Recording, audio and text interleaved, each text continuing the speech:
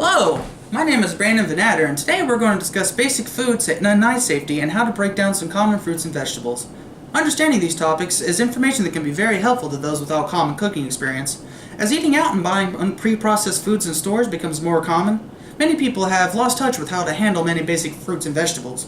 According to the CDC's Morbidity and Mortality Report from November 2017, 90% of Americans do not eat enough fruits and vegetables. I have been in the food service industry for over 6 years. I have a ServSafe certification as well as training at both Ivy Tech and Ball State. First, I will discuss some basic food safety and knife safety, followed by breaking down common vegetables and some common fruits. Knife and food safety is a key aspect in working safely in the kitchen. Many foods must be kept hot or cold to prevent the growth of harmful pathogens. Foods cannot be between 41 and 135 degrees for more than 4 hours. This is known as the temperature danger zone. Always properly sanitize and clean your workspace. Knowing how to hold your hands and how to handle a knife is the best way to prevent knife-related incidents.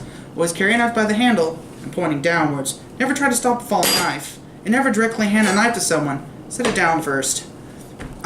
You should put a damp cloth underneath your cutting board so that it doesn't move around too much whenever you're working with it. Now I've discussed some basic food and knife safety. I'm going to speak on some common vegetables. First one is to talk about the bell pepper today. So on bell peppers, they're very simple to break down. You have to take off the top and the bottom just by slicing through it. After you slice through that, you're going to cut through it vertically, and you're going to be left with several strips of this with the pith on it. The pith you can either pick off or you can run a knife through to knock it off, which would leave you with a nice clean strip like this that you can just cut like normal into little tiny pieces. So, moving on, we're going to talk about a very common thing everyone's obviously familiar with here, the potato. Now, potato is also very simple. First you cut it into half, like so, and then you can cut that half down to a quarter. And from the quarter, you just cut it lengthwise down into smaller pieces for wedges or even smaller for, mashed potatoes and stuff like that. Now, moving on, we're going to talk about onions. So, onions. A lot of people have problems with onions because it puts off a funny gas that messes with your eyes and your sinuses. Just make sure you're using a sharp knife and cut it evenly. It'll help reduce how much that stuff gets into the air and bothers you. Now, you want to cut off the end first, not the root side. You want to leave the root side intact and cut the end. Then cut through it half down through the root so that you have two halves, and of course remove the outside, which will leave you with one of these. Now, first you want to cut horizontally through it, making a series of cuts but not all the way to the root. Then cut vertically down to the top and then turn and vertically again, and it will dice it into little shreds for you. Now, moving on, we're going to talk about some fruits since we've covered a couple vegetables now.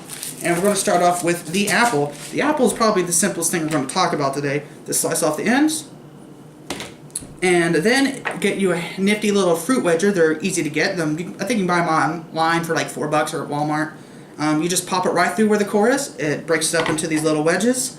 And the wedges you can use a knife to cut down smaller if you need be. Now, next we're going to talk about muskmelon or cantaloupe, or just melon, depending on your region.